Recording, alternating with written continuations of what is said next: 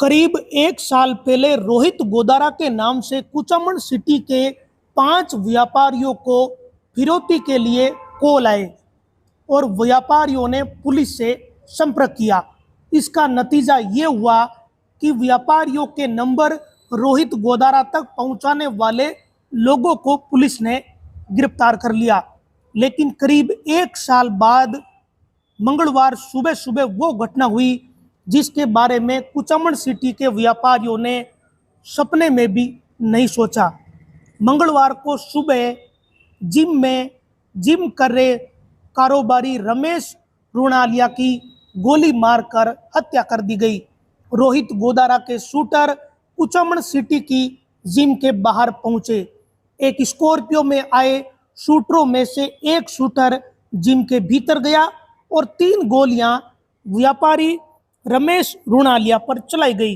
इनमें से एक गोली रमेश के कंधे को चीरते हुए पेट में जा धंसी। इससे अंदाजा लगता है कि शूटर के पास बहुत ही हाई कैलिबर की पिस्तौल रही होगी, तभी जाकर इस तरीके से गोली व्यापारी को लगी है।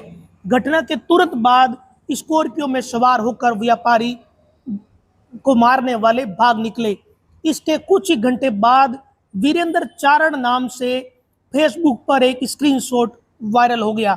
यानी वीरेंद्र चारण ने इस पूरी घटना की जिम्मेदारी ले ली, जैसा कि इस गैंग का पुराना तरीका भी रहा है। ये गैंग घटना को अंजाम देने के बाद सोशल मीडिया पर जिम्मेदारी लेती है। इस मामले में भी ऐसा ही हुआ। वीरेंद्र चारण का स्क्रीनशॉट इस घटना के कुछ घंटे बाद वायरल हुआ है, जिसमें उसने लिखा कि कुचामन सिटी के जिम में रमेश रुणालिया की जो हत्या हुई है उसकी जिम्मेदारी हम लेते हैं। ये हमने करवाई है। हमने उसे 1 साल पहले फोन किया था, लेकिन इसने हमारे लिए अपमानजनक शब्दों का इस्तेमाल किया और कहा कि 100 रुपये का नोट भी नहीं दूंगा। और इस तरीके से ये जिम्मेदारी वीरेंद्र चारण के नाम से ली गई है। अब ये जो जिम्मेदारी का स्क्रीनशॉट वायरल हो रहा है, ये ओरिजिनल है या कोई फेक है, इसके बारे में हम पुष्टि नहीं कर सकते। लेकिन वीरेंद्र चारण और रोहित गोदारा ये राजस्थान के ही हैं और फिलहाल विदेश में बैठे हुए हैं। ये जो पूरी घटना करीब 1 साल पहले हुई थी, तब कुचामन सिटी के 5 व्यापारियों को धमकियां मिली थी। 29 व 30 नवंबर को विदेशी नंबरों से व्हाट्सएप पर कॉल आए। कुचामन सिटी के पेट्रोल पंप कारोबारी, प्रॉपर्टी, होटल, किराना व ठेकेदारी से जुड़े हुए 5 व्यापारियों के पास जब कॉल करके 1.5 करोड़ से 5 करोड़ तक की फिरौती रोहित गोदारा द्वारा मांगी गई, तो उसके बाद व्यापारियों ने पुलिस से संपर्क किया और इस पूरी जांच पड़ताल के दौरान कुचामन सिटी के एक अपराधी प्रवृत्ति के व्यक्ति शफीक खान का नाम सामने आया। पुलिस को यह पता चला कि शफीक खान ने ही रोहित गोदारा तक ये नंबर पहुंचाए और शफीक खान वीरेंद्र चारण और रोहित गोदारा दोनों के संपर्क में है। इसके बाद पुलिस ने शफीक खान को गिरफ्तार कर लिया और उसके साथ सरफराज, शोएब, फहीब, इनको भी पुलिस ने डिटेन कर लिया। इसके बाद कुछ समय तक शांति रही, लेकिन करीब करीब 1 साल बाद रमेश रुणालिया की इस तरीके से हत्या की गई है और हत्या की जिम्मेदारी भी उसी गैंग ने ली है जिस गैंग ने फिरौती की डिमांड की थी। अब कुचामन सिटी के व्यापारियों में दहशत का माहौल है। ये जो घटना नवंबर में हुई थी, जो फिरौती मांगने की, उसके बाद पुलिस ने एक और युवक को गिरफ्तार किया था। एसजीटीएफ ने आदित्य नामक एक युवक को दुबई से गिरफ्तार किया था। ये वो युवक था जो डब्बा कॉलिंग की व्यवस्था करता था, यानी गैंगस्टर और व्यापारियों के बीच का एक वो माध्यम जिसके जरिए डब्बा कॉलिंग व्यापारियों तक पहुंचती थी, ताकि उन गैंगस्टरों की कॉल लोकेशन ट्रेस नहीं हो सके। पुलिस ने आदित्य को भी गिरफ्तार कर लिया। कुचामन सिटी पुलिस ने भी इस आदित्य से पूछताछ की थी। यह भी कुचामन सिटी क्षेत्र का ही रहने वाला है।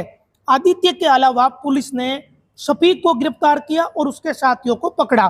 कुल मिलाकर ये लगा कि ये मामला शांत हो गया, लेकिन करीब करीब 1 साल बाद रोहित गोदारा व वीरेंद्र चारण ने अपने शूटरों की मदद से एक व्यापारी की हत्या करवा दी है और इसी कारण कुचामन क्षेत्र में दहशत का माहौल पैदा हो गया। शूटर घटना के बाद भाग निकले। सुबह का समय था। अब पुलिस इन शूटरों को कब तक गिरफ्तार कर पाएगी, इनका एनकाउंटर होगा, इनका हाफ एनकाउंटर होगा, क्या स्थिति रहेगी, ये तो तभी पता चलेगा जब पुलिस शूटरों तक पहुंच जाएगी। रोहित गोदारा, वीरेंद्र चारण दोनों विदेश में बैठे हैं और उनके शूटर राजस्थान के अलग अलग क्षेत्रों में दहशत मचा रहे हैं। कुचामन सिटी काफी समय से इन लोगों के निशाने पर था। करीब करीब 1 साल हो गया जब कई लोगों के पास ऐसे फोन कॉल पहुंचे हैं, लेकिन कुचामन सिटी के व्यापारियों ने इन गैंगस्टरों को फिरौती देने की बजाय पुलिस की मदद ली और उस समय पुलिस ने एक्शन भी ले लिया।